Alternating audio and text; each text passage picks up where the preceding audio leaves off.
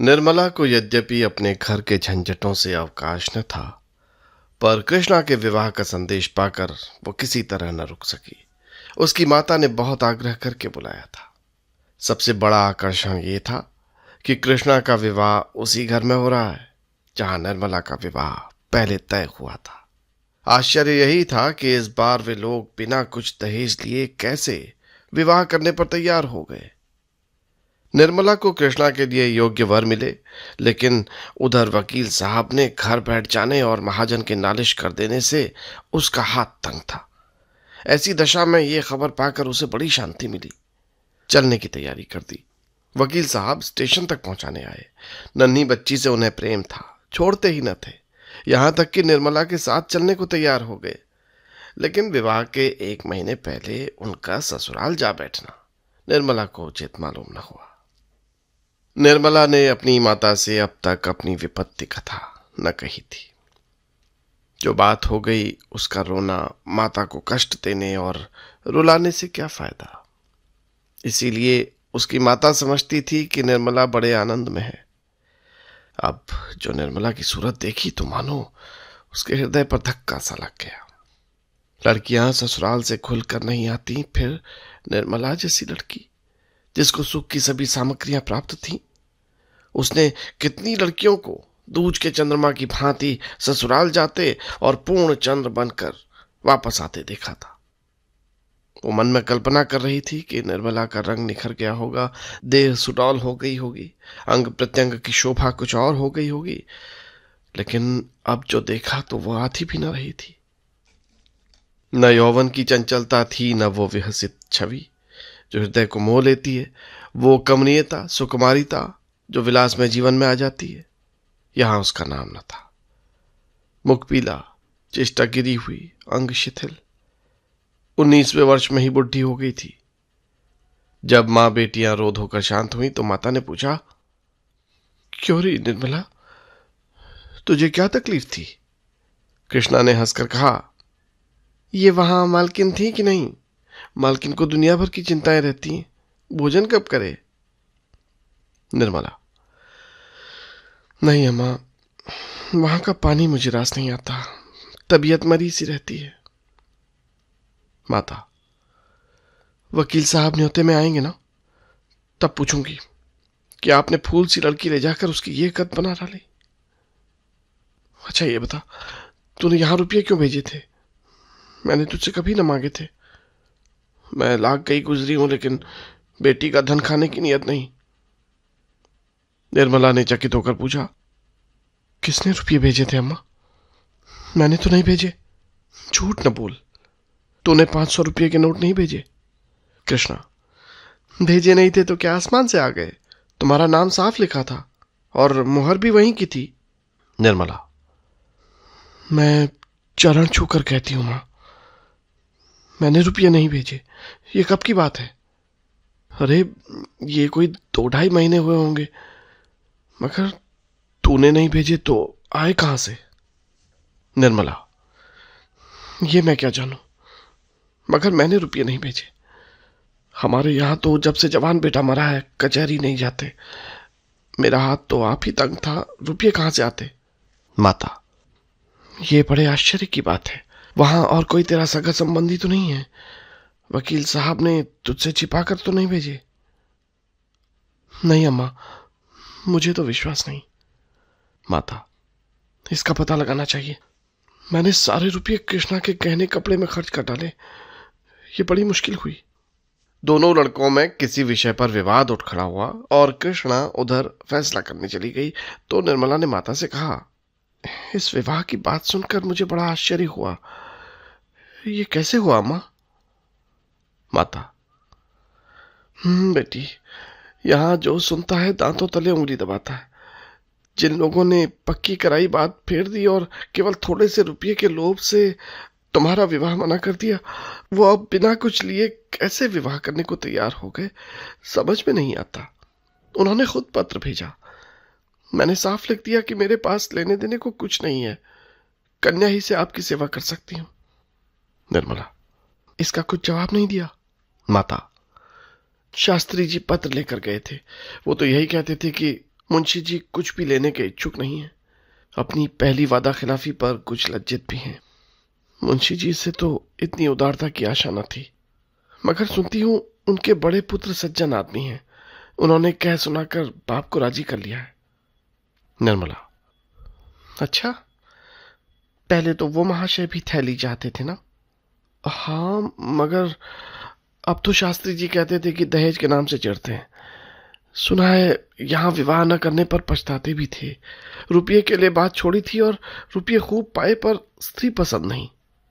निर्मला के मन में उस पुरुष को देखने की प्रबल उत्कंठा हुई जो उसकी अवहेलना करके अब उसकी बहन का उद्धार करना चाहता है। प्रायश्चित सही, लेकिन ऐसे कितने प्राणी हैं जो इस तरह का प्रायश्चित करने को तैयार हैं? उनसे बातें करने के लिए, नम शब्दों से उनका तिरस्कार करने के लिए, अपनी अनुपम छवि दिखाकर उन्हें और भी जलाने के लिए निर्मला का मन अधीर हो उठा। रात को दोनों बहनें एक ही कमरे में सोईं। मोहल्ले में किन किन लड़कियों का विवाह हो गया, कौन कौन लड़कौरी हुई, किस किस का विवाह धूमधाम से हुआ, किस किस के पति कन्या के इच्छानुकूल मिले, कौन कितने और कैसे कैसे कहने को चढ़ावे में लाया, इन विषयों पर दोनों में बड़ी देर तक बातें होती रही। कृष्णा बराबर चाहती थी कि बहन के घर का कुछ हाल पूछूं, मगर निर्मला उसे पूछने का अवसर न देती थी। वो जानती थी कि वो जो बातें पूछेगी उनके बताने में मुझे संकोच होगा। एक बार कृष्णा पूछ ही बैठी, दीदी, जीजा जी भी आएंगे ना? आने को कहा तो है। कृष्णा, अब तो तुमसे प्रसन्न रहते हैं ना कि अब भी वही हाल है? मैं तो सुना करती थी दुहाजू पति अपनी स्त्री को प्राणों से भी प्रिय समझते हैं। यहां बिल्कुल उल्टी बात देखी। आखिर किस बात पर बिगड़ते रहते हैं? निर्मला, अब मैं किसी के मन की क्या बात जानूं? कृष्णा, मैं तो समझती हूं तुम्हारी रुखाई से चिढ़ते होंगे। तुम तो यहीं से जली हुई गई थी, वहां भी उन्हें कुछ कहा होगा। निर्मला, ये बात नहीं है कृष्णा। मैं सौगंध खाकर कहती हूँ, जो मेरे मन में उनकी ओर से जरा भी मैल हो, मुझसे जहां तक हो सकता है मैं उनकी सेवा करती हूँ। अगर उनकी जगह कोई देवता भी होता तो भी मैं इससे ज्यादा और कुछ न कर सकती। उन्हें भी मुझसे प्रेम है, बराबर मेरा मुख देखते रहते हैं, लेकिन जो बात उनके और मेरे काबू के बाहर है उसके लिए वो क्या कर सकते हैं और मैं क्या कर सकती हूँ? न वो जवान हो सकते हैं, न मैं बुढ़िया हो सकती हूँ। जवान बनने के लिए वो न जाने कितने रस और भस्म खाते रहते हैं। मैं बुढ़िया बनने के लिए दूध घी सब छोड़ देती हूँ।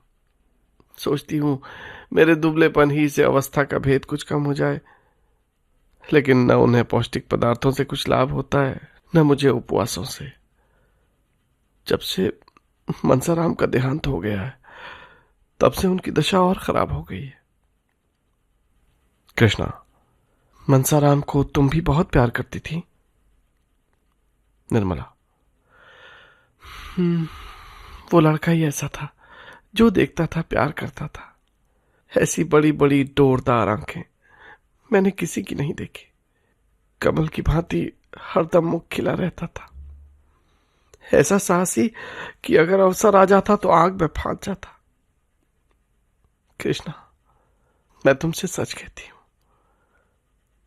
जब मेरे पास आकर बैठ जाता तो मैं अपने को भूल जाती थी। जी चाहता था कि हर दम वो मेरे सामने बैठा रहे और मैं देखा करूं। मेरे मन में पाप का लेश भी न था। आखिर एक क्षण के लिए भी मैंने उसकी ओर किसी और भाव से देखा हो तो मेरी आंखें फूट जाएं, पर न जाने क्यों उसे अपने पास देखकर मेरा हृदय फूला न समाता था। इसीलिए मैंने उससे पढ़ने का स्वांग रचा, नहीं तो वो घर में आता ही न था। ये मैं जानती हूं कि अगर उसके मन में पाप होता तो मैं उसके लिए सब कुछ कर सकती थी। कृष्णा, अरे बहन, चुप रहो, कैसी बातें मुंह से निकालती हो? निर्मला, हाँ, ये बात सुनने में बुरी मालूम होती है और है भी बुरी, लेकिन मनुष्य की प्रकृति को कोई नहीं बदल सकता।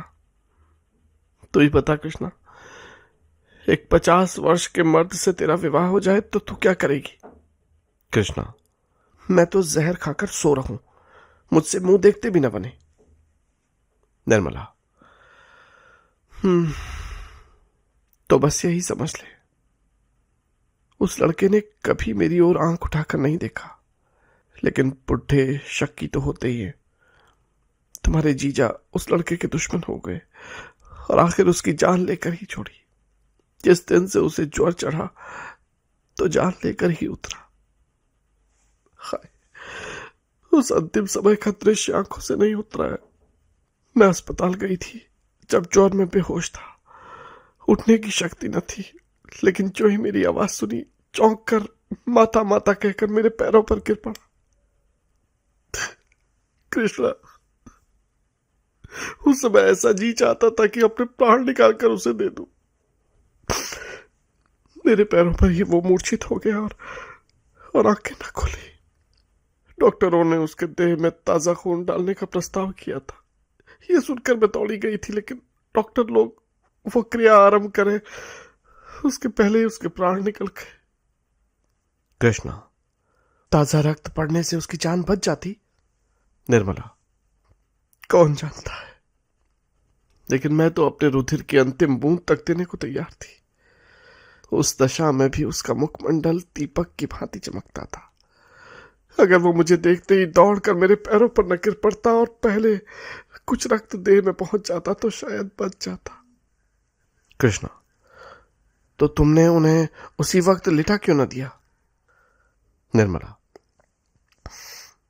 अरे पगली, तो अभी तक बात नहीं समझी। वो मेरे पैरों पर गिरकर और माता पुत्र का संबंध दिखाकर अपने बाप के दिल से वो संदेह निकाल देना चाहता था। केवल इसीलिए उठा था। मेरा क्लेश मिटाने के लिए उसने प्राण दे दिए और उसकी वो इच्छा पूरी हो गई। तुम्हारे जीजा जी उसी दिन से सीधे हो गए। अब तो उनकी दशा पर मुझे दया आती है। पुत्र शोक उनके प्राण लेकर छोड़ेगा। मुझ पर संदेह करके जो अन्याय किया है, अब उसका प्रायश्चित कर रहे हैं। अब उनकी सूरत देखकर तू डर जाएगी। बूढ़े बाबा हो गए, कमर भी झुक चली है। बुढ़े लोग इतने शक्की क्यों होते हैं बहन? ये चाहकर तो बुढ़ों से पूछ। कृष्णा, मैं तो समझती हूं कि उनके दिल में हरदम एक चोर बैठा रहता होगा कि युवती को प्रसन्न नहीं रख सकता, इसीलिए जरा जरा सी बात पर उन्हें शक होने लगता है। निर्मला, जानती है तो फिर मुझसे क्यों पूछती है? कृष्णा, इसीलिए बेचारा स्त्री से दबता भी होगा। देखने वाले समझते होंगे ये प्रेम करता है। निर्मला, तूने इतने ही दिनों में इतनी बातें कहां से सीख ली? अच्छा, इन बातों को जाने दे। ये बता, तुझे अपना वर पसंद है? उसकी तस्वीर तो देखी होगी। कृष्णा, हाँ, आई तो थी। लाऊं, देखोगी? एक क्षण में कृष्णा ने तस्वीर लाकर निर्मला के हाथ में रख दी। निर्मला ने मुस्कुराकर कहा, तू बड़ी भाग्यवान है। कृष्णा, अम्मा जी ने भी बहुत पसंद किया। निर्मला, तुझे पसंद है या नहीं ये बात कर, दूसरों की मत चला। कृष्णा लजाती हुई बोली, शक्ल सूरत तो बुरी नहीं है दीदी, स्वभाव का हाल ईश्वर जाने। शास्त्री जी तो कहते थे ऐसे सुशील और चरित्रवान कम होंगे। निर्मला, यहां से तेरी तस्वीर गई थी? कृष्णा, गई तो थी, शास्त्री जी तो ले गए थे। उन्हें पसंद आई? अब किसी के मन की बात मैं क्या जानूं। हाँ, शास्त्री जी तो कहते थे बहुत खुश हुए थे। निर्मला, अच्छा बता, तुझे क्या उपहार दूं? अभी से बता दे, जिससे मैं बनवा कर रखूं। कृष्णा, तुम्हारा जो जी चाहे दे देना। उन्हें पुस्तकों से बहुत प्रेम है, अच्छी अच्छी पुस्तकें मंगवा देना। निर्मला, मैं उनके लिए नहीं पूछ रही हूं, तेरे लिए पूछ रही हूं। कृष्णा, अपने लिए ही तो कह रही हूं। निर्मला तस्वीर की तरफ देखती हुई, कपड़े सब खद्दर के मालूम होते हैं। कृष्णा, हाँ, खद्दर के बड़े प्रेमी हैं। सुनती हूं कि पीठ पर खद्दर लाद कर देहातों में बेचने जाया करते हैं। व्याख्यान देने में बड़े चतुर हैं। निर्मला, तब तो तुझे भी खद्दर पहनना पड़ेगा, तुझे तो मोटे कपड़ों से चिढ़ है। कृष्णा, जब उन्हें मोटे कपड़े अच्छे लगते हैं तो मुझे क्यों चिढ़ होगी? मैंने तो चरखा भी चलाना सीख लिया है। निर्मला, सच? सूत निकाल लेती है? कृष्णा, हाँ बहन, थोड़ा थोड़ा निकाल लेती हूँ। जब वो खद्दर के इतने प्रेमी हैं तो चरखा भी जरूर चलाते होंगे, और मैं न चला सकूंगी तो मुझे कितना लज्जित होना पड़ेगा। इस तरह बातें करते करते दोनों बहनें सोई। कोई रात को 2 बजे बच्ची रोई तो निर्मला की नींद खुली। देखा तो कृष्णा की चारपाई खाली पड़ी थी। निर्मला को आश्चर्य हुआ कि इतनी रात गए कृष्णा कहाँ चली गई। शायद पानी वानी पीने गई हो, मगर पानी तो सिरहाने पर रखा हुआ है, फिर कहाँ गई है? उसने 2-3 बार उसका नाम लेकर आवाज दी पर कृष्णा का पता न था। तब तो निर्मला घबरा उठी। उसके मन में भांति भांति की शंकाएं होने लगी। सहसा उसे ख्याल आया कि शायद अपने कमरे में न चली गई हो। जब बच्ची सो गई तो वो उठकर कृष्णा के कमरे के द्वार पर आई। उसका अनुमान ठीक था, कृष्णा अपने कमरे में थी। सारा घर सो रहा था और वो बैठी चरखा चला रही थी। इतनी तन्मयता से शायद उसने थिएटर भी ना देखा होगा। निर्मला दंग रह गई और अंदर जाकर बोली, क्या कर रही है रे? ये चरखा चलाने का समय है। कृष्णा चौंक कर उठ बैठी और संकोच से सिर झुकाकर बोली, तुम्हारी नींद कैसे खुल गई? पानी वानी तो मैंने रख दिया था। निर्मला, मैं कहती हूं दिन को तुझे समय नहीं मिलता जो इतनी रात को चरखा लेकर बैठी है। कृष्णा, दिन को फुर्सत नहीं मिलती। निर्मला ने सूत की ओर देखकर कहा, अरे सूत तो बहुत महीन है। कृष्णा, कहाँ बहन, ये सूत तो मोटा है। मैं बारीक सूत काटकर उनके लिए साफा बनाना चाहती हूँ, यही मेरा उपहार होगा। निर्मला, बात तूने खूब सोची है। इससे अधिक मूल्यवान वस्तु उनकी दृष्टि में और क्या होगी। अच्छा उठ, अब इस वक्त छोड़, कल काटना। कहीं बीमार पड़ जाएगी तो सब धरा का धरा रह जाएगा। कृष्णा, नहीं मेरी बहन, तुम चलकर सो, मैं भी आती हूं। निर्मला ने अधिक आग्रह नहीं किया, लेटने चली गई, मगर किसी तरह नींद न आई। कृष्णा की उत्सुकता और ये उमंग देखकर उसका हृदय किसी अलक्षित आकांक्षा से आंदोलित हो उठा। इस समय इसका हृदय कितना प्रफुल्लित हो रहा है, अनुराग ने इसे कितना उन्मत्त कर रखा है। तब उसे अपने विवाह की बात याद आई। जिस दिन तिलक गया था उसी दिन से उसकी सारी चंचलता, सारी सजीवता विदा हो गई थी। अपनी कोठरी में बैठी वो अपनी किस्मत को रोती थी और ईश्वर से विनय करती थी कि प्राण निकल जाएं। कोई अपराधी जैसे दंड की प्रतीक्षा करता है, उसी भांति वो विवाह की प्रतीक्षा करती थी। उस विवाह की जिसमें उसके जीवन की सारी अभिलाषाएं विलीन हो जाएंगी, जब मंडप के नीचे बने हुए एक हवन कुंड में उसकी आशाएं जलकर भस्म हो जाएंगी। महीना कटते देर न लगी। विवाह का शुभ मुहूर्त आ पहुंचा। मेहमानों से घर भर गया। मुंशी तोताराम एक दिन पहले घर से आ गए और उसके साथ निर्मला की सहेली भी आई। निर्मला ने तो बहुत आग्रह न किया था, पर वो खुद ही आने को उत्सुक थी। निर्मला की सबसे बड़ी उत्कंठा यही थी कि वर के बड़े भाई के दर्शन करूंगी और हो सकता तो उनकी सद्बुद्धि पर धन्यवाद दूंगी। सुधा ने हंसकर कहा, तुम उनसे बोल सकोगी? निर्मला, आदमी तो बुरे नहीं है और तुम्हें उनसे विवाह तो करना नहीं, जरा सी बोलने में क्या हानि। डॉक्टर साहब यहां होते तो मैं तुम्हें आज्ञा दिला देती। सुधा, जो लोग हृदय के उदार होते हैं क्या वो चरित्र के भी अच्छे होते हैं? पराई स्त्री को घूरने में तो किसी मर्द को संकोच नहीं होता। निर्मला, अच्छा ठीक है, मत बोलना, मैं ही बातें कर लूंगी। घूर लेंगे जितना उनसे घूरते बनेगा। बस अब तो राजी हुई। इतने में कृष्णा आकर बैठ गई। निर्मला ने मुस्कुराकर कहा, सच बता कृष्णा, तेरा मन इस वक्त क्यों चाट हो रहा है? कृष्णा, जीजा जी बुला रहे हैं, पहले जाकर सुनाओ, पीछे गप्पे लगाना, बहुत बिगड़ रहे हैं। निर्मला, क्या हुआ, तूने कुछ पूछा नहीं?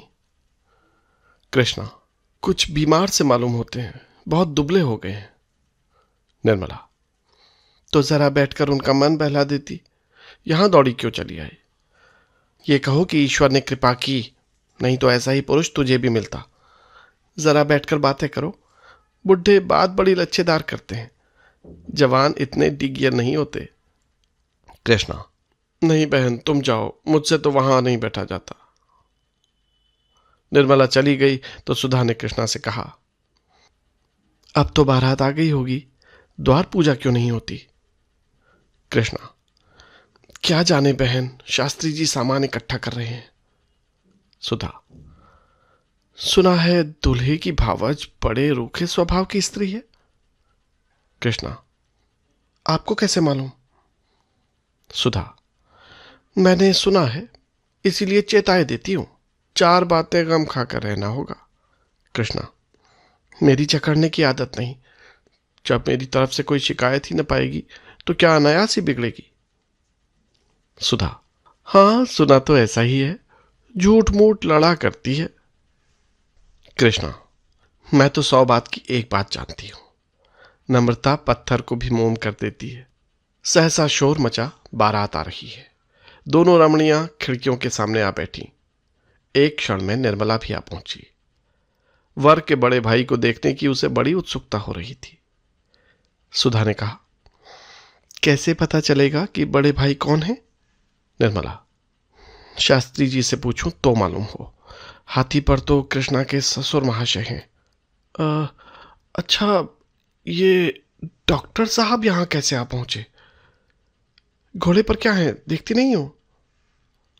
सुधा, हाँ है तो वही। निर्मला, उन लोगों से मित्रता होगी, कोई संबंध तो नहीं है? सुधा, अब भेंट हो तो पूछूं, मुझे तो कुछ नहीं मालूम। निर्मला, पालकी में जो महाशय बैठे हुए हैं वो तो दूल्हे के भाई जैसे नहीं दिखते। सुधा, बिल्कुल नहीं, मालूम होता है सारी देह में पेट ही पेट है। निर्मला, दूसरे हाथी पर बैठा हुआ कौन है, ये समझ में नहीं आता। सुधा, कोई हो, दूल्हे का भाई नहीं हो सकता, उसकी उम्र नहीं देखती हो, 40 के ऊपर होगी। निर्मला, शास्त्री जी तो इस वक्त द्वार पूजा की फिक्र में है, नहीं तो उन्हीं से पूछती। संयोग से नाई आ गया। संदूक की कुंजियां निर्मला के पास थीं। इस वक्त द्वाराचार के लिए कुछ रुपयों की जरूरत थी, माता ने भेजा था। ये नाई भी पंडित मोटेराम के साथ तिलक लेकर गया था। निर्मला ने कहा, क्या अभी रुपये चाहिए? नाई, हाँ बहन, चलकर दे दीजिए। निर्मला, अच्छा चलती हूं, पहले ये बता, तू दूल्हे के बड़े भाई को पहचानता है? नाई, पहचानता काहे नहीं, ये क्या सामने है? निर्मला, कहाँ, मैं तो नहीं देखती। नाई, अरे वो क्या घोड़े पर सवार हैं, वही तो है। निर्मला ने चकित होकर कहा, क्या कहता है, घोड़े पर दूल्हा के भाई हैं? पहचानता है या अटकल से ही कह रहा है? नाई, अरे बहन जी, क्या इतना भूल जाऊंगा, अभी जलपान का सामान दिए चला आ रहा हूं। निर्मला, अरे ये तो डॉक्टर साहब हैं, मेरे पड़ोस में रहते हैं। निर्मला ने सुधा की ओर देखकर कहा, सुनती हो बहन इसकी बातें? सुधा ने हंसी रोककर कहा, झूठ बोलता है। नाई, अच्छा साहब झूठ ही सही, अब बड़ों के मुंह कौन लगे, अभी शास्त्री जी से पूछवा दूंगा, तब मानिएगा। नाई को आने में देर हुई तो मोटेराम खुद आंगन में आकर शोर मचाने लगे। इस घर की मर्यादा ईश्वर ही के हाथ में है, नाई घंटे भर से आया हुआ है और अभी तक रुपये नहीं मिले। निर्मला, जरा यहां चले आइए शास्त्री जी, कितने रुपये दरकार हैं, मैं निकाल दूं। शास्त्री जी भुनभुनाते और जोर जोर से हाँफते हुए ऊपर आए और एक लंबी सांस लेकर बोले, क्या है, ये बातों का समय नहीं है, जल्दी से रुपये निकाल दो। निर्मला, लीजिए निकाल ही तो रही हूं, अब क्या मुंह के बल गिर पड़ूं? अच्छा ये बताइए, ये दूल्हे के बड़े भाई कौन है? शास्त्री जी, राम राम, इतनी सी बात के लिए मुझे आकाश पर लटका दिया, नाई क्या ना पहचान सकता था? निर्मला, नाई तो कहता है कि वो घोड़े पर सवार है, वही है। शास्त्री जी, तो फिर किसे बता दे, वही तो है। नाई, घड़ी भर से कह रहा हूं, पर बहन जी मानती नहीं। निर्मला ने सुधा की ओर स्नेह, माता, विनोद और कृत्रिम तिरस्कार की दृष्टि से देखकर कहा, अच्छा, तुम ही अब तक मेरे साथ ये त्रिया चरित्र खेल रही थी। मेरे साथ शरारत करती चली आती हो, और कभी भूल से इस विषय का एक शब्द भी तुम्हारे मुंह से नहीं निकला। मैं तो 2-4 दिन में ही उबल पड़ती। सुधा, तुम्हें मालूम हो जाता तो मेरे यहां आती ही क्यों? निर्मला, गजब रे गजब, मैं डॉक्टर साहब से कई बार बातें कर चुकी हूं। तुम्हारे ऊपर ये सारा पाप पड़ेगा। देखी कृष्णा, तूने अपनी जेठानी की शरारत। ये ऐसी मायाविनी है, इनसे डरती रहना। कृष्णा, मैं तो ऐसी देवी के चरण धो धो कर चढ़ाऊंगी। धन्यभाग कि इनके दर्शन हुए। निर्मला, आप समझ गई। रुपये भी तुम्ही ने भिजवाए होंगे। अब सिर हिलाया तो सच कहती हूं, मार बैठूंगी। सुधा, अपने घर बुलाकर मेहमान का अपमान नहीं किया जाता। निर्मला, देखो तो अभी कैसी कैसी खबर लेती हो। मैंने तुम्हारा मान रखने को जरा सा लिख दिया था और तुम सचमुच आ पहुंची। भला वहां वाले क्या कहते होंगे? सुधा, सबसे कह कर आई हूं। निर्मला, अब तुम्हारे पास कभी नहीं आऊंगी। अरे इतना तो इशारा कर देती कि डॉक्टर साहब से पर्दा रखना। सुधा, उनके देख लेने से कौन सी बुराई हो गई? न देखते तो अपनी किस्मत को रोते कैसे? जानते कैसे कि लोभ में पड़कर कैसी चीज खो दी? अब तो तुम्हें देखकर लाला जी हाथ मलते रह जाते, मुंह से कुछ नहीं कहते, पर मन में अपनी भूल पर पछताते हैं। निर्मला, अब मैं तुम्हारे घर कभी नहीं आऊंगी। सुधा, अब पिंड नहीं छूट सकता। मैंने कौन तुम्हारे घर की राह नहीं देखी है। द्वार पूजा संपन्न हो चुकी थी। मेहमान लोग बैठे जलपान कर रहे थे। मुंशी जी के बगल में डॉक्टर सिन्हा भी बैठे थे। निर्मला ने कोठे पर चेक की आड़ से उन्हें देखा और कलेजा थाम कर रह गई। आरोग्य, यौवन और प्रतिभा का देवता था, पर दूसरा इस विषय में कुछ न कहना उचित है। निर्मला ने डॉक्टर साहब को सैकड़ों बार देखा था, पर आज उसके हृदय में जो विचार उठे वो कभी न उठे थे। बार बार यही जी चाहता था कि बुलाकर खूब फटकारूं, ऐसे ऐसे ताने मारूं कि वो भी याद करें, रुला रुला कर छोड़ूं, मगर रहम करके रह जाती थी। बारात जनवा से चली गई थी। भोजन की तैयारी हो रही थी। निर्मला भोजन के थाल चुनने में व्यस्त थी। सहसा मेहरी ने आकर कहा, बिट्टो, तुम्हें सुधा रानी बुला रही है, तुम्हारे कमरे में बैठी है। निर्मला ने थाल छोड़ दिए और घबराई हुई सुधा के पास आई, मगर अंदर कदम रखते ही ठिठक गई। डॉक्टर सिन्हा खड़े थे। सुधा ने मुस्कुराकर कहा, लो बहन, बुला दिया। अब चाहो जितना फटकारो, मैं दरवाजा रोके खड़ी हूं, भाग नहीं सकते। डॉक्टर साहब ने गंभीर भाव से कहा, भागता कौन है, मैं तो यहां सिर झुकाए खड़ा हूं। निर्मला ने हाथ जोड़कर कहा, इसी तरह सदा कृपा दृष्टि रखिए, भूल न जाइएगा, यही मेरी विनय है।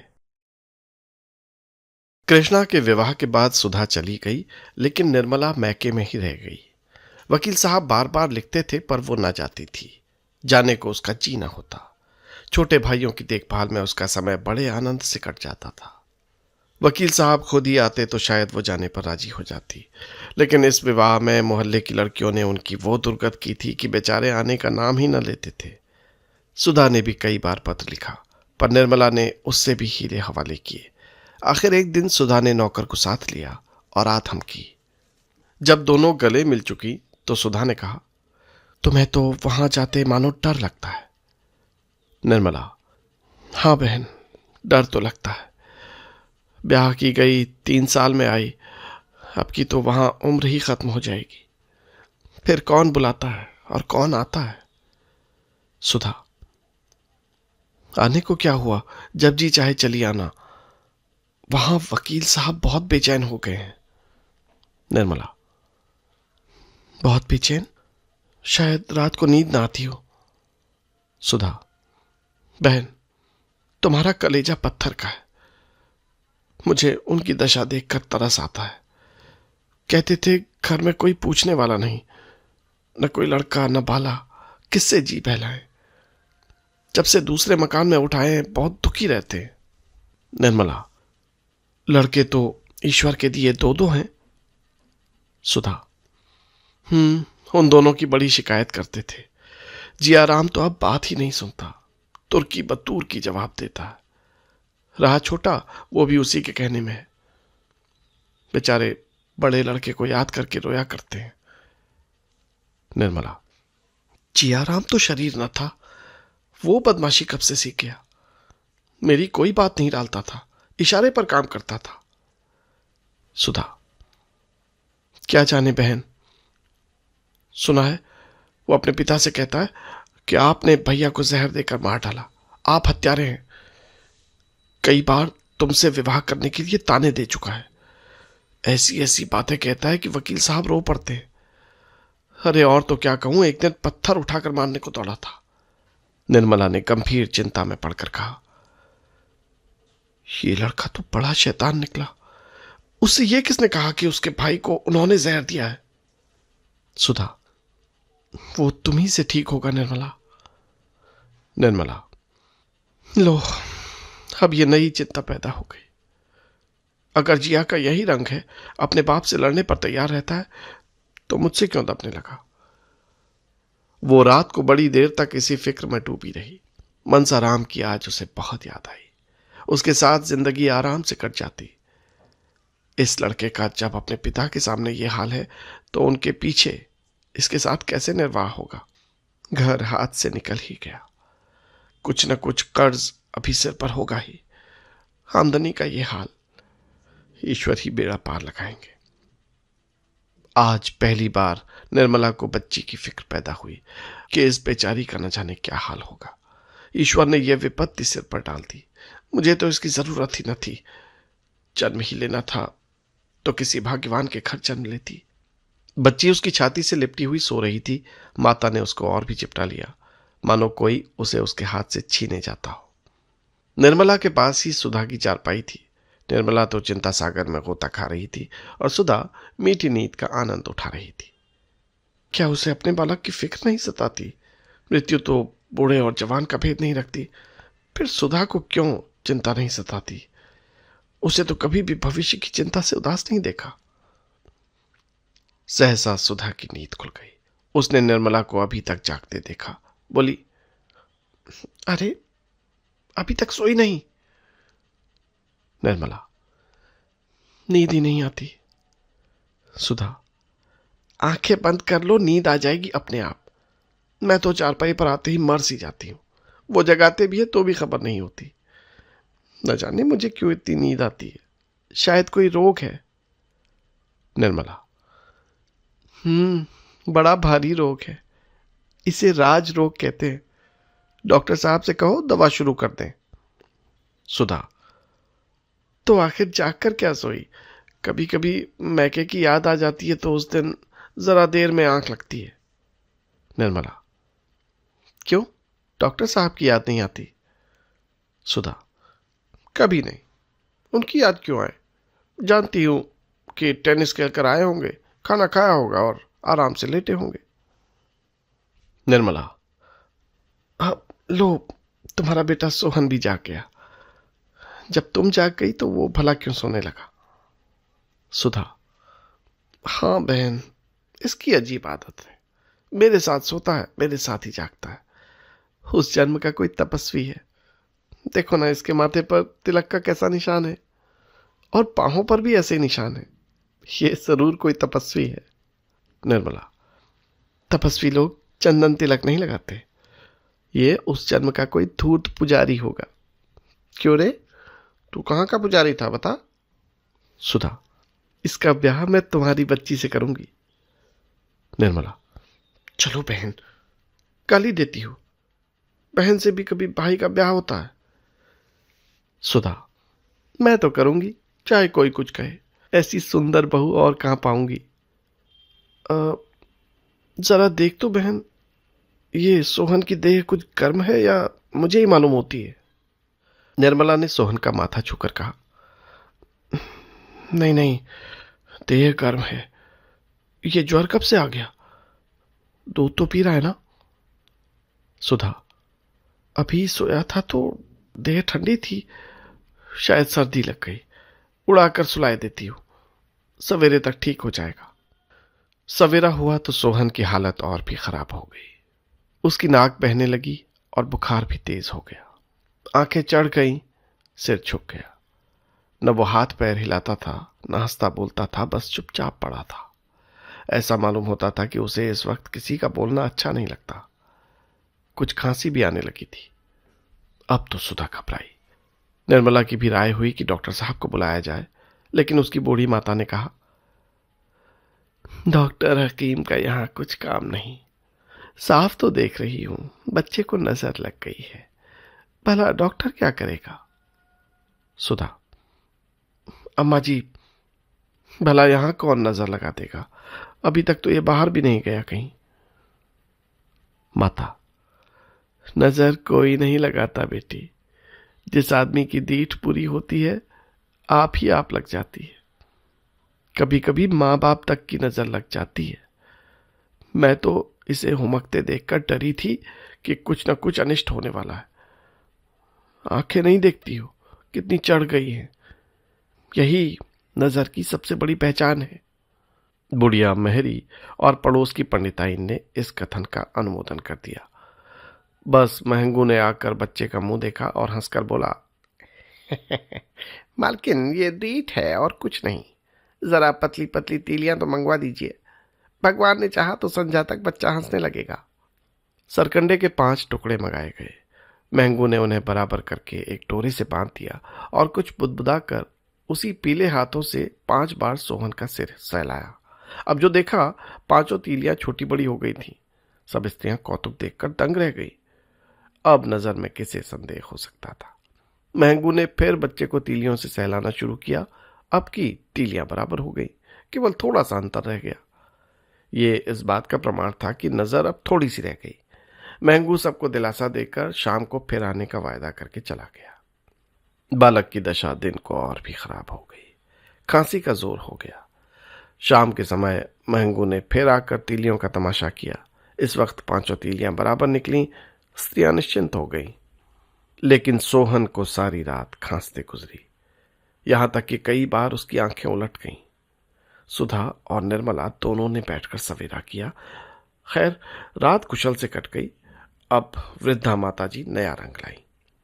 महंगू नजर न उतार सका, इसलिए अब किसी मौलवी से फूंक टलवाना जरूरी हो गया। सुधा फिर भी अपने पति को सूचना न दे सकी। मेहरी सोहन को एक चादर से लपेटकर मस्जिद में ले गई और फूंक टलवा लाई। शाम को भी फूंक छोड़ी गई, पर सोहन ने सिर न उठाया। रात आ गई। सुधा ने मन में निश्चय किया कि रात कुशल से बीतेगी तो प्रातःकाल ही पति को तार दूंगी। लेकिन रात कुशल से न बीतने पाई। आधी रात जाते जाते बच्चा हाथ से निकल गया। सुधा की जीवन संपत्ति देखते देखते उसके हाथों से छिन गई। वहीं जिस बच्चे के विवाह का 2 दिन पहले विनोद हो रहा था, आज सारे घर को रुला रहा है। जिसकी भोली भाली सूरत देखकर माता की छाती फूल उठती थी, उसी को देखकर आज माता की छाती फटी जाती है। सारा घर सुधा को समझाता था, पर उसके आंसू न थमते थे, सब्र न होता था। सबसे बड़ा दुख इस बात का था कि पति को कौन सा मुंह दिखलाऊंगी, उन्हें खबर तक न थी। रात को ही तार दिया गया और दूसरे दिन डॉक्टर सिन्हा 9 बजते बजते मोटर पर आ पहुंचे। सुधा ने उनके आने की खबर पाई तो और भी फूट फूट कर रोने लगी। बालक की जल क्रिया हुई। डॉक्टर साहब कई बार अंदर आए, पर सुधा उनके पास न गई। उनके सामने कैसे जाए, कौन सा मुंह दिखलाए। उसने अपनी नादानी से उनके जीवन का रत्न छीन कर दरिया में डाल दिया। अब उनके पास जाते उसकी छाती के टुकड़े टुकड़े हुए जाते थे। बालक को उसकी गोद में देखकर पति की आंखें चमक उठती थीं। बालक ठुमक कर पिता की गोद में चला जाता था। माता फिर बुलाती तो पिता की छाती से चिपट जाता था और लाख चुमकारने दुलारने पर भी बाप की गोद न छोड़ता था। तब मां कहती थी, बड़ा मतलबी है। आज वो किसे गोद में लेकर पति के पास जाएगी। उसकी सूनी गोद देखकर कहीं वो चिल्ला कर रो न पड़े। पति के सम्मुख जाने की अपेक्षा उसे मर जाना कहीं ज्यादा आसान लग रहा था। वो एक क्षण के लिए निर्मला को न छोड़ती थी कि कहीं पति से सामना न हो जाए। निर्मला ने कहा, बहन, अब तो जो होना था हो चुका। अब उनसे कब तक भागती फिरोगी? रात को ही चले जाएंगे, अम्मा कहती थी। सुधा ने सजल नेत्रों से ताकते हुए कहा, कौन सा मुंह लेकर उनके पास जाऊं? मुझे डर लग रहा है कि उनके सामने जाते ही मेरे पैर न थर्राने लगे और मैं गिर न पड़ूं। निर्मला, चलो, मैं तुम्हारे साथ चलती हूं, तुम्हें संभाले रहूंगी। सुधा, मुझे छोड़कर भाग तो न जाओगी? नहीं नहीं, भागूंगी नहीं। सुधा, मेरा कलेजा तो अभी से उमड़ा आता है। मैं इतना घोर वज्रपात होने पर भी बैठी हूं। मुझे यही आश्चर्य हो रहा है। सोहन को वो बहुत प्यार करते थे बहन। न जाने उनके चित्त की क्या दशा होगी। मैं उन्हें ढांढस क्या दूंगी? आप ही रोती रहोगी। क्या वो आज रात को ही चले जाएंगे? निर्मला, हाँ, अम्मा जी तो कहती थी कि छुट्टी नहीं ली है। दोनों सहेलियां मर्दाने बैठक की ओर चलीं, लेकिन कमरे के द्वार पर पहुंचकर सुधा ने निर्मला को विदा कर दिया। अकेली कमरे में दाखिल हुई। डॉक्टर साहब घबरा रहे थे कि न जाने सुधा की क्या दशा हो रही है। भांति भांति की शंकाएं मन में आ रही थी। जाने को तैयार तो उठे बैठे थे, लेकिन जी न चाहता था। जीवन शून्य सा मालूम होता था। मन ही मन कोड़ रहे थे। अगर ईश्वर को इतनी जल्दी ये पदार्थ देकर छीन लेना था तो दिया ही क्यों था? उन्होंने तो कभी संतान के लिए ईश्वर से प्रार्थना भी न की थी। वो आजन्म निसंतान रह सकते थे, पर संतान पाकर उससे वंचित हो जाना उन्हें असहाय जान पड़ता था। क्या सचमुच मनुष्य ईश्वर का खिलौना है? यही मानव जीवन का महत्व है? वो केवल बालकों का खरौंदा है, जिसके बनाने का न कोई हेतु है न बिगाड़ने का। फिर बालकों को भी अपने खरौंदे से, अपने कागज की नावों से, अपने लकड़ी के खोड़ों से ममता होती है। अच्छे खिलौनों को वो जानकर छिपा कर रखते हैं। अगर ईश्वर बालक ही है तो वो विचित्र बालक है। किंतु बुद्धि तो ईश्वर का ये रूप स्वीकार नहीं करती। अनंत सृष्टि का कर्ता उद्दंड बालक नहीं हो सकता। हम उसे उन सारे गुणों से विभूषित करते हैं जो हमारी बुद्धि की पहुंच से बाहर है। खिलाड़ीपन तो उन महान गुणों में नहीं। क्या हंसते खेलते बालक का प्राण हर लेना कोई खेल है? क्या ईश्वर ऐसा पैशाचिक खेल खेलता? सहसा सुधा दबे पांव कमरे में दाखिल हुई। डॉक्टर साहब उठ खड़े हुए और उसके समीप आकर बोले, तुम कहां थी सुधा? मैं तुम्हारी राह देख रहा था। पति की गर्दन में हाथ डालकर उसने छाती पर सिर रख दिया और रोने लगी। लेकिन इस अश्रु प्रवाह में उसे असीम धैर्य और सांत्वना का अनुभव न हो रहा था। पति के वक्ष स्थल से लिपटी हुई वो अपने हृदय में एक विचित्र मूर्ति और बल का संचार होता हुआ पाती थी। मानो पवन से थरथराता दीपक आंचल की आड़ में आ गया हो। डॉक्टर साहब ने पत्नी के अश्रु सिंचित कपोलों को दोनों हाथ में लेकर कहा, सुधा, तुम इतना दिल क्यों छोटा करती हो? सोहन अपने जीवन में जो कुछ करने आया था वो कर चुका। फिर वो क्यों बैठ रहता? जैसे कोई वृक्ष जल और प्रकाश से बढ़ता है, लेकिन पवन के प्रबल झोंकों ही से सुदृढ़ होता है, उसी भांति प्रणय भी दुख के आघातों से ही विकास पाता है। खुशी में साथ हंसने वाले बहुतेरे मिल जाते हैं। रंज में जो साथ रोए वही हमारा सच्चा मित्र है। जिन प्रेमियों को साथ रोना नसीब नहीं हुआ वो मोहब्बत के मजे क्या जाने। सुधा, सोहन की मृत्यु ने आज हमारे द्वैत को बिल्कुल मिटा दिया। आज ही हमने एक दूसरे का सच्चा स्वरूप देखा है। सुधा ने सिसकते हुए कहा, मैं नजर के धोखे में थी। हाय, तुम उसका मुंह भी न देख पाए। न जाने इन दिनों उसे इतनी समझ कहां से आ गई थी। जब भी मुझे रोते देखता तो अपने कष्ट भूलकर मुस्कुरा देता। तीसरे दिन मेरे लाडले की आंखें बंद हो गई। कुछ दवा दर्पण भी न करने पाई। ये कहते कहते सुधा के आंसू फिर उमड़ आए। डॉक्टर सिन्हा ने उसे सीने से लगाकर करुणा से कांपती हुई आवाज में कहा, प्रिय, आज तक कोई ऐसा बालक या वृद्ध न मरा होगा जिसके घर वालों की उसके दवा दर्पण की लालसा पूरी हो गई होगी। सुधा, निर्मला ने मेरी मदद की। मैं तो एक आध झपकी भी ले लेती थी, उसकी आंखें नहीं झपकी। रात रात लिए बैठी या टहलती रहती थी। उसके एहसान कभी नहीं भूलूंगी। क्या तुम आज ही जा रहे हो? डॉक्टर, हाँ, छुट्टी लेने का मौका न था। सिविल सर्जन शिकार के लिए गया हुआ था। सुधा, ये सब हमेशा शिकार ही केला करते हैं। डॉक्टर, राजाओं का और काम ही क्या है। मैं तुम्हें आज न जाने दूंगी। मेरा भी तो जी नहीं चाहता। तो बच जाओ, तार दे दो, मैं भी तुम्हारे साथ चलूंगी। निर्मला को भी लेती चलूंगी। सुधा वहां से लौटी तो उसके हृदय का बोझ हल्का हो गया था। पति की प्रेमपूर्ण कोमल वाणी ने उसके सारे शोक और संताप का हरण कर लिया था। प्रेम में असीम विश्वास है, असीम धैर्य है, असीम बल है।